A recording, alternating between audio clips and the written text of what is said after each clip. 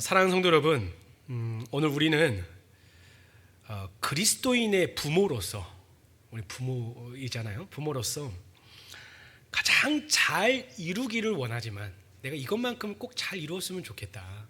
내가 이것만큼은 잘 해냈으면 좋겠다. 내 인생에서 잘 해내기를 원하고 잘 이루어지기를 원하지만 한편으로는 제일 어려운 것 같습니다. 가장 어려운 거, 자녀 양육. 자녀의 양육에 대해서 조금 생각해 보려고 합니다. 그럼 먼저 이 자리에 계신 우리 부모님들께 한 가지 질문을 드리면서 설교를 시작해 보려고 합니다. 어떤 질문이냐면, 우리 성도 여러분, 여러분은 자녀를 위해 기도해야 된다는 사실을 알고 계십니까? 기도해야죠. 알고 계시죠? 알고 계시죠. 너무나 당연히. 그리고 그리스도인 부모라면, 그리고 누구나 마땅히 자녀를 위해 기도해야 한다라고 대답을 하실 줄로 믿습니다. 하지만 오늘은 한 가지 더, 조금 더 들어가서 본질적인 질문을 하나 더 드리겠습니다. 그게 뭐냐면, 그렇다면 우리는 왜 자녀를 위해서 기도해야 될까요? 왜 기도해야 될까요? 기도해야 되는 건 아시죠? 방금 대답하셨잖아요. 아시죠? 기도하셔야 됩니다. 그럼 왜 기도해야 될까요? 그리고 한 가지 조금 더, 이건 저에게도 이 설교를 준비하면서 질문했던 건데, 내가 기도해야 되는 것을 안다면 얼마나 자녀를 위해서 기도하고 계십니까? 저를 비롯한 많은 부모님들이 얼마나 많이 기도하고 계십니까? 라는 이 질문 앞에서 참 이렇게 망설이게 되고 머뭇거리게 되는 것이 사실입니다. 머리로는 잘 알아요, 우리가. 그렇죠? 하나님께서 기도하라고 하셨고, 내 지혜가 부족하며 자녀의 미래가 하나님의 손에 달려있기 때문에 내가 기도해야 된다는 것을 알고 있습니다. 그러나 우리가 그렇게 마땅히 기도해야 된다라고 믿는 그 기도의 당위성, 믿고 있는 기도의 당위성과 우리의 삶 가운데 실제로 자녀를 위해서 기도드리는 그 기도의 분량 사이에는 조금 차이가 있는 것 같아요. 내 믿음은 이만큼이면, 그렇지, 기도해야 되지, 기도해야 돼, 막 머리로는 잘 알아요. 하지만 실질적인 내 삶에서 내 자녀를 위해서 기도하는 그 분량의 차이가 있기 때문에, 자녀를 위해서 얼마나 기도의 무릎을 꿇고 계십니까? 라는 이 질문에 저도 그렇고 아마 많은 성도님들이 그 대답 앞에서 망설여지는 것 같아요. 중요한 게 뭐냐면, 아마 기도를 많이 하실 거예요. 그럼에도 불구하고 왜 망설여지는 줄 아십니까? 기도의 대상이 자녀이기 때문이에요. 더 주고 싶잖아요. 내가 기도를 많이 하더라도 더 기도해주고 싶은 게 부모의 마음이기 때문에 이런 부분에서 조금 망설여지는 것이 사실입니다. 오늘 본문 에베소서 6장 4절, 굉장히 유명한 말씀이죠. 이 6장 4절에서 우리에게 이렇게 명령을 합니다. 또 아비들아, 너희 자녀를 노엽게 하지 말고 자녀를 어떻게 양육하라고 우리가 분명하게 알려주고 있어요. 어떻게 양육하라고 말합니까? 오직입니다. 오직 주의 교훈과 훈계로 하라. 우리가 어떻게 자녀를 양육해야 되냐? 주의 교훈과 훈계로 하라라고 말씀을 하고 있어요. 여기서 우리가 알아야 될 것은요, 이 말씀 안에는 부모의 힘만으로는 결코 도달할 수 없는 어떠한 거룩한 기준이 이 말씀 안에 내포되어 있다는 것이죠. 바로 주의 교훈과 훈계로 하라는 거예요. 주의 교훈과 훈계로 하라. 바로 자녀를 기른다라는 것은, 자녀를 양육한다라는 것은 단순히 세상에 뒤처지지 않게 좋은 학원에 보내고 좋은 옷을 보내고 어떠한 것을 사주고 먹게끔 이렇게 하는 것이 아니라 예의 바른 아이로 키우는 그런 차원의 문제가 아니라는 거예요. 즉 그리스도인의 자녀 양육은 세상과 다릅니다. 세상과 다르다라는 거예요. 우리의 자녀의 양육은 자녀의 영혼입니다. 자녀의 영혼을 하나님 앞에 바로 세우는 어떤 일이냐면 영적인 일이에요.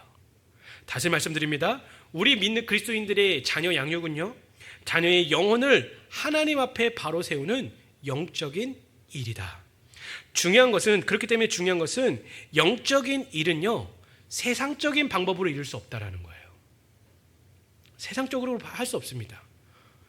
영적인 일은 오직 무엇으로 할 수 있냐?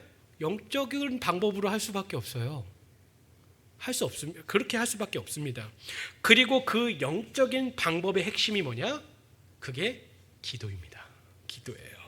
그래서 오늘 우리는요, 자녀를 믿음으로 양육하기 위해서 우리가 왜 자녀를 위해서 기도를 해야 하는지, 그리고 가장 중요한 무엇을 자녀를 위해서 기도해야 돼, 어떤 기도 제목을 갖고 하나님 앞에 나가야 되는지를 함께 나누기를 원합니다. 그러므로 가장 원하지만 때론 가장 답답하고 어려운 그리스도인의 부모로서의 자녀 양육의 길을 조금 찾고자 합니다. 물론 여기에 이제 자녀인 성도들이 있고 자녀가 없는 분들이 있는데, 그렇다고 내 설교 아니네라고 하지 마시고 이거를 내가 사랑하고 구원받기를 원하는 대상으로 삼아놓고 들으셔도 딱 맞습니다. 왜냐하면 하나님의 원리가 동일하기 때문에 그것을 잘 들으시면 좋겠어요. 말씀의 제목은 그리스도인의 자녀 양육 기도입니다. 첫째로, 왜 자녀를 위해 기도해야 되는가? 첫째로, 왜 자녀를 위해 기도해야 되는가? 앞서서 말씀드렸던 것처럼 기도해야 된다는 것은 알아요. 기도해야죠. 하지만 왜, 무엇 때문에 우리가 기도를 해야 되는가? 이 질문에서는 조금 깊이 생각해 볼 필요성이 있습니다. 내가 왜 자녀를 위해서 기도해야 되는가에 대해서 여러 가지 대답을 할 수 있지만 크게 두 가지로 조금 생각을 해보면 굉장히 유익이 되는 시간일 것 같습니다. 두 가지로 먼저 생각을 해보겠습니다. 왜 자녀를 위해서 기도해야 되는가? 먼저 내 한계를 내려놓고 자녀의 주권을 하나님께 맡기기 위해서 우리는 기도를 하는 거예요. 다시 말씀드립니다. 내 한계를 내려놓고 자녀의 주권을 하나님께 맡기기 위해서 우리는 자녀를 위해서 기도해야 된다는 것이죠. 사랑하는 성도 여러분, 우리가 왜 기도하느냐? 이건 뭐 자녀를 위한 기도가 아니라 그냥 우리 기도 있잖아요. 어떤 이유가 됐든지 기도. 우리가 왜 기도하느냐를 생각해 보면 조금 더 이해가 빠르실 겁니다. 물론 우리가 기도를 하는 이유, 여러 가지가 이유가 있죠. 그리고 이 이유가 전부인 것은 아니지만 상당 부분 우리가 기도를 하는 이유는 어디에 귀결되게 되냐면, 기도는 나의 부족함, 내가 할 수 없음, 그러니까 나의 제한됨 있잖아요. 내가 할 수 없어요. 내가 부족해요. 내가 무엇인가를 이루고 싶지만 내 능력의 한계치가 있어요. 그래서 그것을 인정하고, 내가 할 수 없으니까 그것을 인정하고 전능하신 하나님의 도움을 구하는 겸손의 표시가 뭡니까? 믿음의 표시가 뭡니까? 기도예요. 기도라는 거예요. 그렇기 때문에 이렇게 생각해 보시기 바랍니다. 예를 들어서 내가 완전해요. 내가 모든 것을 다 할 수 있는 능력이 나에게 있어요. 그리고 내 인생의 길을 내가 너무나 잘 알고 잘 내 스스로의 인생을 개척해 나가고 인도할 수 있어요. 혹은 내 인생에 부족한 것이 하나도 없어요. 내 모든 것이 다 채워져 있어요. 그럼 우리가 기도할까요? 안 할까요? 기도해야 될 이유가 없어지는 거예요. 방금 말씀드렸던 것처럼 우리가 왜 기도를 하냐? 기도하는 이유가 내가 부족해요. 내가 할 수 없어요. 내 능력 밖의 일이에요. 그러니까 그것을 이룰 분을 찾는 거예요. 그게 뭡니까? 하나님이시고 그게 기도하는 이유다라는 것이죠. 마찬가지로 내가 자녀를 완벽하게 알고 있어요. 내 자녀가 무슨 생각을 하고 있고 내 자녀가 지금 어떠한 것을 원하고 있는지 내가 완벽하게 알아요. 혹은 내 자녀가 필요로 하는 게 있어요. 그런데 내가 그 모든 필요를 다 채워줄 수 있어요. 그건 단순히 어떤 눈에 보이는 것뿐만 아니라 모든 유형이 됐든 무형이 됐든 모든 것을 다 채울 수 있는 능력이 내게 있어요. 뿐만 아니라 내 자녀를 내가 선하게 인도할 수 있어. 내 자녀의 길을 완벽하게 인도할 수 있다고 생각을 한다면, 그렇다면, 그래서 누군가의 도움이 필요 없다면 우리는 기도할 필요가 없어진다는 것이죠. 그러나 사랑하는 성도 여러분, 어떻습니까? 자녀를 향한 우리의 자세, 우리의 능력치가 그렇습니까? 그렇지 않다라는 거예요. 그럴 수가 없다라는 거예요. 우리는요, 저도 이제 어린 자녀가 이제 점점 성장을 하면서 느끼는 거가 무엇이냐면, 우리는 자녀에 대해서 아는 것보다 모르는 게 더 많아집니다. 옛날에 이제 품 안의 자식이다 보니까 어리고 막 그러면 그 일두적 우리가 다 안아서 키우다 보니까 이 자녀가 무슨 생각, 그래도 생각을 다 읽을 수는 없지만 무엇을 필요로 하는지 어떠한 것이 문제인지 다 알아요. 하지만 아이가 학교를 가게 되고 점점 10대의 사춘기 시절을 지나가다 보면은 우리는 그 아이가 어떤 생각을 하고 있는지, 무엇을 필요로 하는지 모르는 게 훨씬 많다라는 것이죠. 지금 그 아이의 마음속에 어떠한 고민이 지나가고 있는지, 지금 이 아이가 누구와 가장 친하고 어떠한 대화를 하고 있는지, 앞으로 그의 인생에 어떠한 위기가 닥쳐올 것이고 어떠한 유혹이 닥쳐올 것인지 우리는 몰라요. 물론 부모니까 조금은 알 수는 있습니다. 하지만 전체를 알 수가 없어요. 그리고 상당 부분, 아니 대부분 그의 미래에 대해서 우리는 알 수 없습니다. 이 자녀가 어떠한 진로를 가게 될지, 누구를 만나서 결혼하게 될지, 인생에 어떠한 어려움을 만나게 될지 아십니까? 몰라요. 아무리 우리가 인생을 70년, 80년, 60년, 50년 살아도 알 수 없는 영역이다라는 것이죠. 이처럼 우리가 인정해야 될 것은 무엇이냐면 우리는 한계가 뚜렷한 존재다라는 것이죠. 그러므로 부모가 자녀를 위해 기도하기 시작한다라는 것은, 기도한다라는 것은 내 경험의 한계를 인정하고 하나님의 주권 앞에 자녀를 맡겨드리는 거예요. 하나님, 나는 알 수 없습니다. 하나님, 나는 이 자녀의 필요를 채울 수 없습니다. 이 자녀의 미래를 내가 온전히 지킬 수 없습니다. 그러니 이 모든 삶의 주권을 주님께 맡겨드린다라는 믿음의 고백이에요. 그래서 우리는 기도해야 된다는 것이죠. 그런데 안타까운 현실은 무엇이냐면 오늘날 많은 그리스도인 부모들은 자신의 한계를 인정하지 않는 게 아니에요. 우리 그리스도인들의 부모를 보면 인정을 합니다. 하지만 중요한 건 뭐냐면 세상이 발달하다 보니까 세상적인 어떤 방법론들이 너무 많아요. 자녀가 이럴 때는 이렇게 해야 되고, 이런 말을 하고, 이런 어려움일 때는 이렇게 코칭해야 되고, 이렇게 어떤 학원에 보내고 이렇게 해야 된다라는 세상의 방법론이 너무 많다라는 거예요. 그래서 본질이 아닌 세상의 방법으로 그런 것들을 채워나가려 한다는 것이죠. 자녀에게 문제가 생기면 기도 안 한다? 기도 안 한다고는 말 못하겠어요. 기도하시죠. 내 자녀의 문제인데 그건 누구보다 내가 가장 먼저 하나님 앞에 나가겠죠. 하지만 그렇게 기도하지만 막상 그 부족함과 어려움을 채우는 방법의 우선순위가 뭐냐? 너무나 세상적인 방법일 때가 더 많아요.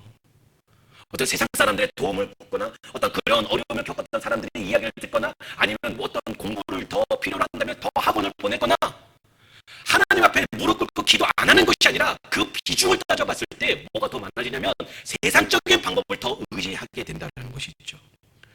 물론 그런 세상적인 방법이 무가치하다, 어떤 세상의 지식을 배우는 것이 잘못됐다, 그런 뜻이 아닙니다.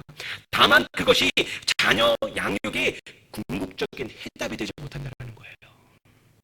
왜냐하면 우리 모두의 인생의 주인은 누구십니까? 하나님이시기 때문이죠. 내 자녀의 인생의 주인은 누구십니까? 하나님이세요. 하나님이세요. 그 길을 인도하시는 분 역시 세상이 아니에요. 세상의 방법이 아니에요. 세상의 가치관이 아니라 하나님이시기 때문에 우리는 인정하고 기도해야 됩니다. 잠언 16장 9절에서 이렇게 말합니다. 사람이 마음으로 자기의 길을 계획할지라도, 우리는 계획해 줄 수 있어요. 네가 이런 중학교 가고 이런 고등학교 가고 이런 사람이랑 결혼하고 이런 직장에 가고 이렇게 하면 너가 성공적으로 인생을 살 거야. 인생의 성배로서 그런 길을 제시해 줄 수 있죠. 이야기해 줄 수 있어요. 하지만 그 뒤에 뭐라고 말합니까? 계획할지라도 그의 걸음을 인도하시는 분은 결국에 그 모든 인생을 결정짓고 결과를 내시는 분은 누구다? 여호와시다. 하나님이시다라고 말을 해요. 그렇게 사랑하는 성도 여러분, 우리는 세상의 방법보다 하나님의 말씀을 먼저 기준 삼아야 되는 거예요. 내 지혜가 아닌 주님의 뜻에 순종하며 하나님의 도우심을 구하는 기도로 자녀를 양육하셔야 됩니다. 이것이 우리가 매일 자녀를 위해 기도해야 되는 첫 번째 이유예요. 다음으로, 저는 이 다음이 되게 중요하다고 생각합니다. 이 첫 번째 다 알잖아요. 다 아는 내용이잖아요. 그렇죠? 근데 다음이 뭐냐면 내 시선, 내 눈을 자녀에게서 돌려서, 우리 시선이 대부분 자녀에게 향할 때가 있잖아요. 그 자녀에게서 돌려 나 자신을 하나님 앞에 바로 세우기 위해 기도해야 돼요. 다시 말씀드립니다. 내 눈을 자녀에게서 돌려 나 자신을 하나님 앞에 바로 세우기 위해서 기도하셔야 돼요. 기도하셔야 돼요. 제가 여기 우리 어린 자녀들, 중고등학교 혹은 이건 다 큰 자녀도 마찬가지입니다. 성인이 된 자녀도 마찬가지예요. 결혼을 한 자녀들도 마찬가지입니다. 목사님, 자녀 양육에서 어떻게 제가 힘써야 될까요? 했을 때 제가 가장 해드리고 싶은 말이 이거예요. 기독교의 교육학자가 있습니다. 굉장히 유명한 교수님이 있는데 해리스 교수라는 분이 있습니다. 그분이 이제 자녀 양육, 기독교인의 자녀 양육에 있어서 굉장히 신학적인 원리, 자신이 가지고 있었던 신앙의 기준을 이렇게 고백했어요. 이 해리스 교수가 이런 말을 했습니다.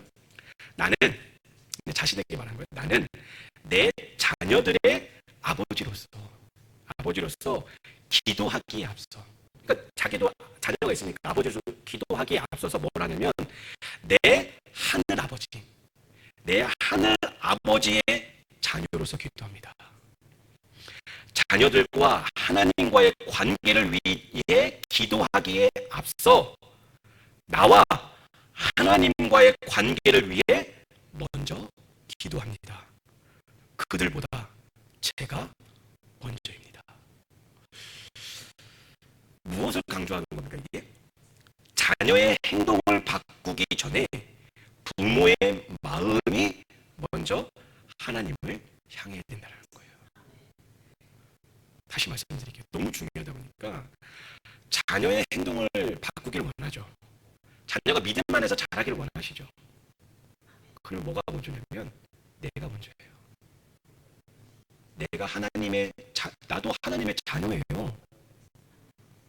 내가 먼저입니다. 우리는 흔히요 자녀를 위해 기도할 때, 저도 그렇더라고요. 이 설교를 쓰면서 제가 생각해 봤더니 저도 그런데, 자녀를 기도할 때 어떤 것들이 먼저 나오냐면 자녀의 문제점들만 막 얘기를 하더라고요. 뭐 심각한 문제가 아니라 그게 필요하니까, 뭔가 부족해 보니까 그런 것들을 나열하더라고요. 공부를 열심히 하게 해주세요. 지혜를 주세요. 혹은 반항하고 있다면 반항을 멈추게 해주세요. 그 마음이 좀 부모를 공경하게 해주세요. 혹은 하나님과 멀어졌습니다. 교회에서 멀어졌습니다. 예배에서 멀어졌습니다. 그 관계를 회복하게 해주세요. 물론 그 기도 제목이 잘못됐다는 거 아니에요. 근데 문제는 뭐냐면 마치 그 기도 제목을 나열하고 부모로서 기도하고 있는 나는 아무런 문제가 없는 것처럼 자녀의 부족함만 지적하며 기도하고 있다는 거예요. 즉 자녀의 허물에 눈이 가려워져서 부모 자신의 영적 자리가 어디 있는지 그걸 너무 소홀하게 생각한다는 거예요. 그러나 우리가 기억해야 될 것은요, 부모가 되었다고 해서 우리가 갑자기 완전한 사람이 되는 것이 아니다라는 거예요. 우리는 여전히 하나님의 은혜가 없이 살 수 없는 그런 부족한 자들이다라는 것이죠. 그리고 이러한 상황 때문에 어떤 부모님들은 낙심해서 이렇게 이야기할 때가 있어요. 실제로 저는 이렇게 이야기하는 부모들을 만나봤습니다. 뭐라고 말하냐면, 목사님, 전사님, 저는 틀렸어요. 저도 이 나이 먹었고 뭐 나름대로 이제 신앙생활 하고 있는데 저는 신앙적인 모범을 아이들에게 못 보여준 것 같아요. 못 보여줬어요. 그러니까 그저 우리 아이들라도, 내 자녀라도 교회 잘 다니고 믿음 잘 자라주기를 바랄 뿐입니다. 좀 전도사님, 목사님이 힘써주세요. 저는 못하겠어요. 그렇게 하시는 분들이 진짜 있다니까요. 얼핏 들으면 맞는 말 같아요. 자기는 부족하고 못하겠으니까 사역자에게 뭔가 맡기는, 좋은 말 갖고 자녀를 생각하는 것 같습니다. 하지만 사랑하는 여러분, 정말로 크게 잘못된 생각이십니다. 한번 이렇게 생각해 보시기 바라요. 제가 만약에 이 강단에서 설교를 하잖아요. 이 설교를 하는데 우리 성도님들에게 이렇게 설교한다고 생각을 해보십시오. 성도 여러분, 저는 믿음대로 살기에 너무 늦었어요. 저는 못할 것 같아요. 저는 부족합니다. 그래서 저는 대충 살 거예요.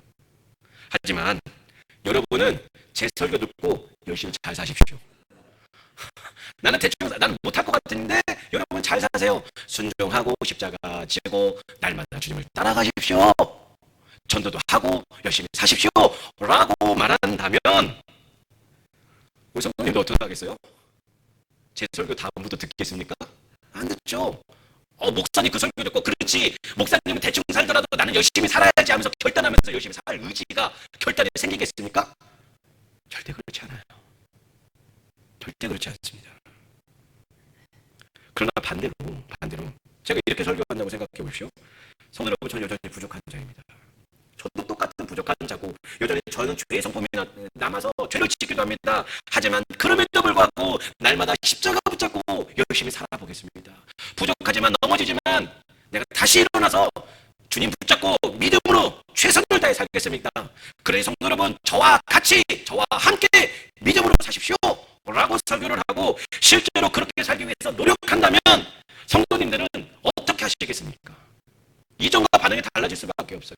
그렇지, 목사님이 실패하고 넘어지는 모습 보시겠죠. 저도 사람이니까. 하지만 그럼에도 불구하고 우리 목사님도 저렇게 믿음으로 살기 위해서 노력하니까 나도 한번 그렇게 살아봐야겠다라는 결단이 없겠습니까? 있겠죠. 자녀 양육도 동일합니다. 성경에서 말하는 모든 원리가 동일해요. 부모인 내가 하나님과의 관계에 아무런 관심을 두지 않으면서 내 자녀는 하나님을 경외하는 자가 되기를 바란다. 말도 안 되는 거죠. 자녀들은 부모의 입술에서 뱉는 말이 아니라 제가 늘 말씀드리잖아요. 부모의 뒷모습을 보고 자라간다는 거예요. 부모가 하나님을 두려워하고 예배하는 그 삶을 보여주며 하나님을 배운다라는 거예요. 그렇기 때문에 사랑하는 성도 여러분, 기억하시기 바랍니다. 우리의 삶에 있어서 자녀들에게 우리가 보여줘야 될 것은 내 인생에 있어서 모든 우선순위가 하나님이신 것을 보여줘야 돼요. 물론 우리는 자녀를 양육할 때 그렇게 생각할 수 있어요. 지금 내 자녀가 가장 내 손길이 필요하니까, 공부를 할 테니까 내가 도와줘야지. 그래서 내가 하나님의 사역에서 잠시 물러난 다음에, 하나님의 교회에서 잠시 물러난 다음에 자녀를 잘 양육해서 그 다음에 내가 하나님을 열심히 섬기면 자녀도 잘 돼서 날 따라오지 않을까라고 생각을 하실 수 있어요. 하지만 사단이 주는 가장 강력한 달콤한 거짓말 중에 그게 하나입니다. 부모가 하나님의 우선순위에서 물러나서 그 다음에 자녀를 우선시한다면 자녀의 생각 속에 사단이 어떠한 것을 뿌리내리냐면, 내 부모도 하나님보다 내가 우선시되네. 그러면 내 인생에서 그 자녀는 자연스럽게 가장 우선순위가 누가 되냐면 스스로가 돼요. 스스로가 된다고요. 그렇기 때문에 자녀를 위한 기도의 시작은 언제나 하나님, 내가 먼저 하나님 앞에 바로 서게 해주십시오가 돼야 돼요. 부모 자신을 위한 기도가 되셔야 됩니다. 내가 먼저 신앙의 바로 서기 위해 기도하고 본을 보이며 나아갈 때 자녀는 내가 만들어낸, 내가 먼저 인생에 걸어간 그 길 있잖아요. 믿음의 길 있잖아요. 그 길을 따라올 거예요. 자녀는요, 옆집 아저씨, 옆집 어떤 집사님, 옆집의 자매님이 낸 신앙의 길로 따라가지 않아요. 내 부모, 내 아빠, 내 엄마가 낸 그 신앙의 길을 따라 믿음이 성장해 나갑니다. 또한 내가 낸 기도의 자리를 따라 아름답게 믿음으로 성장해 나가는 거예요. 그러면 사랑하는 성도 여러분, 오늘 우리 자신을 정직하게 돌아보기를 원합니다. 그리고 질문해 보시기 바랍니다. 나는 지금 자녀를 위해 진정으로 무엇을 하고 있는가? 이것은 단지 어린 자녀를 품에 안고 신음하는 부모님들에게만 말씀드리는 거 아닙니다. 이미 자녀들이 머리가 커서 성인이 되었고 품을 떠나 가정을 이루어 살아가고 있는, 여기 대부분 그런 분들이잖아요. 그런 분들의 마음도 동일해야 된다는 것이죠. 자녀가 성인이 되면요, 부모가 간섭할 수 있는 영역은 급격하게 줄어듭니다. 그렇잖아요. 뭐 중학생이만 돼도 그렇게 줄어들고, 고등학교 되면 더 줄어들고, 성인이 되면은 내가 간섭할 수 있는 게 되게 많이 없어집니다. 그리고 그렇게 내 뜻대로 움직여주지 않는 자녀들을 보면서 우리는 뭐 하게 되냐면 자연스럽게 뒤로 물러서게 돼요.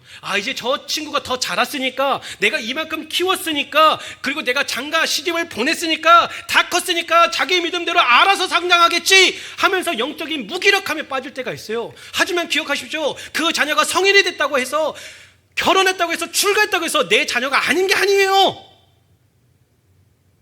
여전히 그 자녀에 대한 책임과 그 자녀를 믿음으로 성장하기 위한 기도의 분량이 여전히 우리에게 남아있다는 것이죠. 오히려 자녀가 부모의 통제를 벗어난 성인이 되었을 때야말로 부모가 해줄 수 있는 유일하고도 가장 강력한 일이 뭐냐? 기도예요. 내가 삶에서 말로써 어떠한 인격과 인격적인 관계로서 멀어질 수 있잖아요. 좀 떠나 있을 수 있잖아요. 그런 교제가 멀어질 수 있잖아요. 하지만 그럴 때일수록 우리가 더 해줄 수 있는 게 뭐냐? 기도라는 것이지요. 자녀의 삶에 나의 영향력이 줄어들 때가 바로 하나님의 주권이 온전히 일하시도록 기도로 그 자리를 내어드려야 된다는 것이죠. 그렇게 우리가 이 사실을 기억할 때 모든 세대, 여기 계신 모든 세대입니다. 모든 세대의 부모가 가슴에 새겨야 될 한 문장이 있어요. 그게 뭐냐? 기도하지 않는 부모는 자녀를 하나님께 맡기는 것이 아니라 세상에 맡기는 겁니다. 사랑하는 성도 여러분, 내 힘으로 자녀의 영혼과 미래를 바꿀 수 없다는 사실을 기억하십시오. 그렇게 기도의 자리로 가십시오. 부모가 무릎 꿇을 때 비로소 하나님은 내 자녀를 위해 일하시기 시작할 겁니다. 둘째로, 왜 기도해야 되는지 나눴죠? 그러면 그럼 무엇을 위해 기도해야 되나? 자녀의 무엇을 위해 기도해야 하는가입니다. 제가 써봤어요. 자녀의 기도 제목을 좀 실질적인, 이게 수요 예배다 보니까 실질적인 기도 제목을 좀 드리고 싶은 거예요. 그래서 이렇게 확 썼더니 30개가 넘어가더라고요. 더 쓸 수 있을 것 같아요. 그래서 제가 큰 카테고리로 3개로 정리했습니다. 감사하죠. 바빠서 혹은 뭐 다 까먹을 수 있으니까 이 3개의 기도 제목을 가지고는 꼭 기도하셨으면 좋겠어요. 가장 먼저 구원과 영적인 갈망을 위해 기도하십시오. 이것이 그리스도인의 부모라면요, 그리고 그리스도인 할아버지 할머니라면 마땅히 그리고 평생 기도해야 될 기도 제목이십니다. 왜냐하면 자녀가 그리고 우리 손자 손녀가 세상에서 아무리 성공해도 영원히 구원받지 못하면 여러분의 믿음으로 대답해 보십시오. 소용이 있습니까? 그게? 제 믿음이 아니라 여러분의 믿음을 한번 생각해 보세요. 내 자녀가 정말 좋은 사람 만나서 결혼했어, 성공했어, 아들 딸 낳고 행복하게 살았어요. 근데 내 자녀가 구원받지 못하면 그 소용이 있으십니까? 대답하지 마시고 여러분의 믿음으로 마음속에 대답해 보십시오. 그리고 내 사랑하는, 눈에 넣어도 아프지 않는 손자 손녀가 성장했어요. 좋은 대학 갔어요. 좋은 직장 갔어요. 근데 그 손자 손녀가 예수님 믿지 않고 죽으면 그게 소용이 있으십니까? 그렇게 사는 성도 여러분, 우리 자녀들이 어릴 때부터 하나님께서 주시는 구원의 은혜를 맛보고 인격적으로 하나님을 만날 수 있도록 기도하셔야 됩니다. 그리고 자녀가 이미 성인이 되었으나 아직 주님을 알지 못한다면 제가 알아서 하겠지, 교회가 알아서 하겠지가 아니라 그 자녀가 구원받을 때까지 기도하셔야 됩니다. 기도하셔야 돼요. 그 기도를 멈추시면 안 됩니다. 뿐만 아니라 구원받은 자녀들이라 할지라도, 구원받았을지라 할지라도 그 마음이 하나님 앞에 늘 겸손할 수 있도록, 마음의 방향이 세상이 아니라 하나님을 향할 수 있도록 그 영혼의 잘됨을 위해서 기도하셔야 돼요.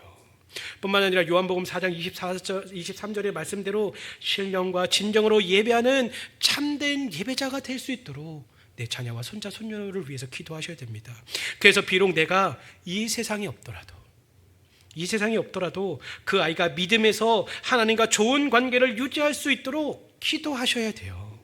이처럼 부모된 우리는요, 이 땅에서 내 자녀가 하나님과 그 말씀의 뿌리를 내려 기초가 튼튼해질 수 있도록 기도로 그 기초를 만들어주는 겁니다. 우리가 그 기초를 만들어주는 거예요. 이 기도 제목을 가지고 매일같이 자녀와 손자 손녀를 위해서 기도하는 우리가 되기를 원합니다.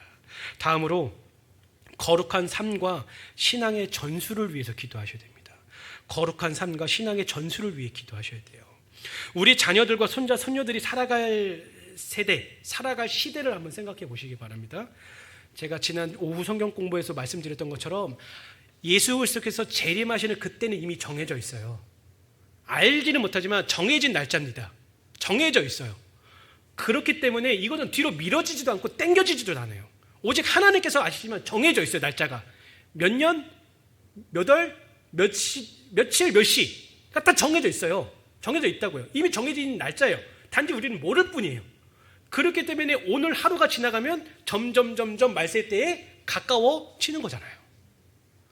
그렇기 때문에 우리 성도님들이 이때까지 살아왔던 인생, 뭐 40년, 50년, 60년, 70년, 80년보다 주님의 재림의 때가 얼마나 가까워진 겁니까? 내가 80년을 살았으면 80년이 가까워진 거예요. 내 손자, 손녀, 자녀들이 살아갈 시대는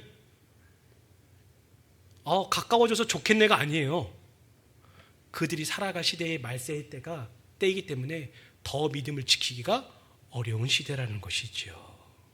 그렇게 우리는 우리의 자녀들이 주님의 다시 오심을 소망하는 자로서 자신의 믿음을 깨끗하게 지키는 성결한 삶을 살 수 있도록 기도하셔야 되는 거예요.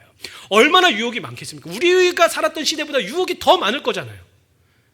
요즘 세대에 보십시오. 허무주의가 판을 치잖아요. 유물론자들이 얼마나 많습니까? 너무나 많은 시대예요.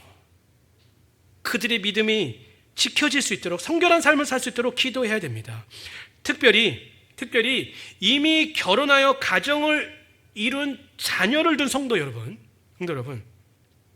그 자녀들이 부모가 됐잖아요. 이제 부모가 됐잖아요. 이제 부모가 되었기 때문에 부모가 되어 자신의 자녀를 오직 주의 교훈과 훈계로 양육할 수 있도록 그것을 위해서도 기도하셔야 돼요. 나만 부모의 책임으로서 다 했다가 아니라, 다 하고 있다가 아니라, 내가 사랑하는 그 자녀가 부모가 됐으니 그 부모가 된 자녀도 나와 같이, 그리고 하나님의 말씀처럼 주의 교훈과 훈계로 양육을 제대로 해서 내가 사랑하는 손자 손녀도 믿음 안에서 잘 자라나갈 수 있게끔 그걸 위해서 기도하셔야 된다는 것이죠. 그러므로 신앙의 유선이 끊어지지 않고 우리의 집안 모두가 믿음의 가정이 될 수 있도록, 이 세대를 본받지 않고 구별된 가정, 믿음에서 서나가는 가정이 될 수 있도록 그걸 위해서 기도하셔야 됩니다.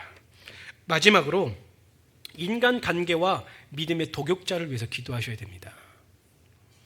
인생은요, 만남의 연속입니다. 계속해서 사람을 만나고 헤어지며 만남의 연속이죠. 그렇기 때문에 우리 자녀들과 어린 손자 손녀들이 만나는 모든 관계 속에서 먼저 내 자녀가, 내 손자 손녀가 다른 사람을 복되게 하는 복의 통로가 되게 해달라고 기도하십시오. 먼저 하나님을 사랑하는 자로서, 하나님의 말씀을 즐겨하는 자로서 복의 통로가 되도록 기도해야 됩니다. 그리고 살아가면서 평생을 함께할 경건한 신앙의 동역자와 친구를 만나게 해달라고 구하셔야 됩니다. 구하셔야 돼요. 이런 말이 있습니다. 믿음을 나눌 수 있는 친실한 친구 3명이 있죠? 그 사람은 절대로 믿음과 교회를 떠나지 않는다는 말이 있어요.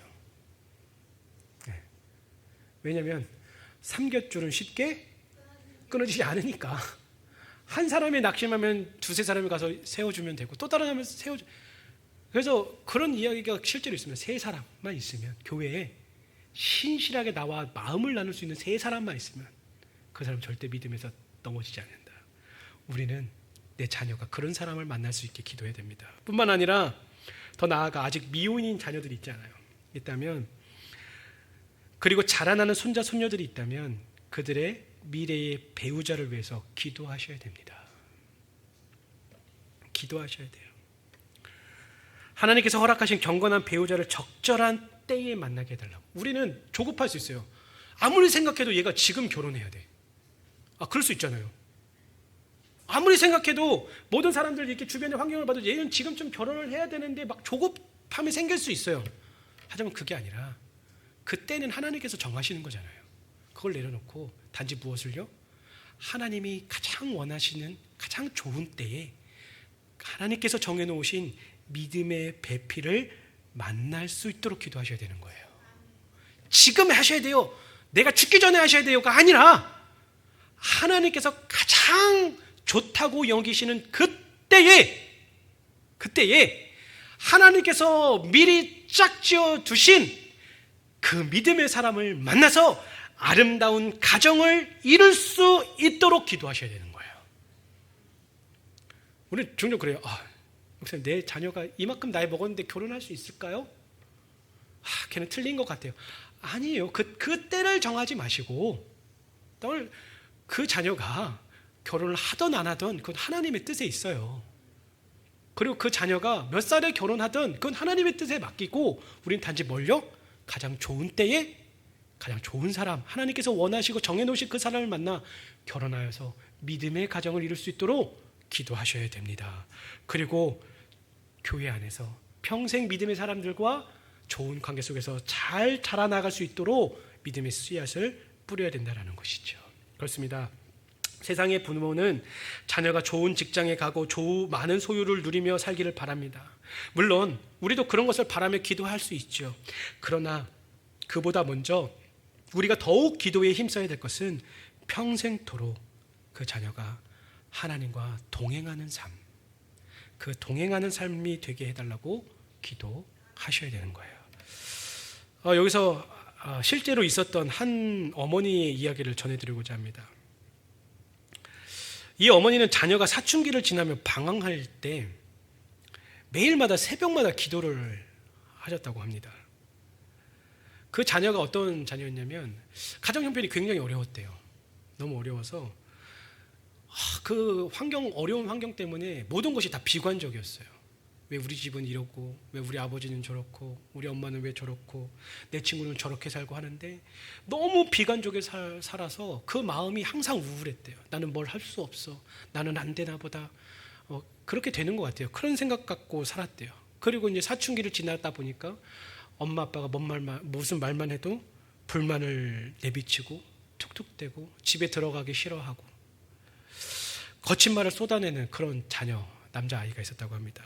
하지만 그 어머니는 그런 자녀를 보면서 하나님 앞에 매일같이 무릎을 꿇었다고 합니다. 하나님, 제 힘으로는 저 아이의 다친 마음을 열 수 없습니다. 그러나 주님은 하실 수 있으니 이 아이의 영혼을 구원하여 주십시오. 거의 그 아이가 성인에서 결혼을 한 지금까지도 새벽마다 그 자녀들을 위해서 기도하고 있다고 합니다. 세월이 흘러 그 아들이 장성하여서 목사가 되었다고 합니다. 그리고 그 목사님이 이렇게 고백을 했어요. 제가 방황하던 그 시절 어머니가 흘리셨던 눈물의 기도가 저를 바른 길로 돌아오게 한 유일한 다시였습니다. 누구의 이야기일까요? 저의 이야기입니다. 네. 이거 준비를 하면서 저의 사춘기 시절을 뒤돌아봤더니 참 나쁜 놈이었더라고요. 부모에게 하지 말아야 할 말도 하고. 지금 와서 생각해 보니 뭐 대단한 사람은 아니지만 그래도 여전히 하나님과 동행하기 위해서 힘쓰는 삶을 살아가고 있는 저 자신을 보니까 제가 잘나서 제가 뛰어나서가 아니라 지금 생각해 보니 우리 어머님의 기도가 있었기 때문에 이만큼 살게 되었다라는 고백을 하게 됩니다. 그렇습니다. 부모의 눈물의 기도가 쌓인 자는요 결코 실패하거나 낙심하지 않습니다. 왜냐하면 그 기도를 누가 듣고 계세요? 하나님께서 듣고 계시기 때문입니다. 말씀을 맺습니다. 사랑하는 성도 여러분, 자녀를 성경적으로 즉 주의 교훈과 훈계로 잘 세워가고 싶은 마음은 저를 비롯한 이 자리에 모인 모든 그리스도인의 부모의 한결같은 소망일 겁니다. 그렇다면 오늘 이 시간 하나님의 말씀 앞에 전심으로 순종할 수 있기를 바랍니다. 부모인 나의 한계를 인정하십시오. 내 지혜와 내 경험으로 자녀의 미래의 신앙을 보장할 수 있다는 착각을 내려놓으십시오. 그리고 하나님의 도우심을 구하며 약속의 말씀을 붙잡고 기도하십시오. 이미 자녀들이 장성하여 멀리 살고 있거나 가정을 이룬 성도님들은 자녀의 사진을 보면서라도 기도하십시오. 기도하십시오. 혹은 그들의 이름을 하나하나 부르며 기도하십시오. 눈에 넣어도 아프지 않는 손자 손녀들이 있다면 그 영혼을 위해 기도하십시오. 하나님, 이 아이들의 인생을 다 내가 책임질 수 없습니다. 그러나 주님은 완전하시니 내 자녀와 내 손자 손녀들의 평생을 인도하여 주시옵소서. 구원의 은혜를 베푸시고 거룩한 삶을 살게 하시며 믿음의 가정을 대대로 이어가게 하시옵소서.